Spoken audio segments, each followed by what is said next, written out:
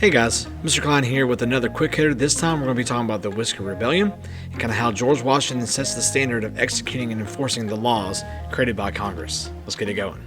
Congress passed a tax on American-made whiskey in March of 1791. The tax was part of Hamilton's plan to raise money to help pay for federal debt.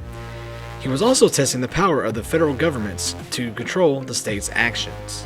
People in areas such as western Pennsylvania were bitter about the tax. They were already angry with the federal government, which they believed did not protect the settlers from Native American attacks and did not allow the settlers enough opportunities for trade. The farmers' corn crops were often made into whiskey, which was easier to transport than corn.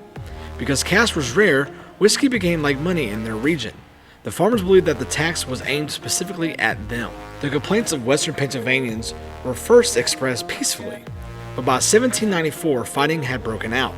In what became known as the Whiskey Rebellion, farmers lashed out against the tax on whiskey.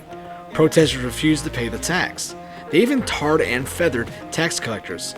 Some called themselves the New Sons of Liberty. President Washington feared that the rebels threatened the federal government's authority. He believed he needed to make people understand that the Constitution gave Congress the right to pass and enforce tax. Washington declared that he could no longer remain a passive spectator in the event. He personally led the army in military action against the rebellion, the first long time an American president has done so.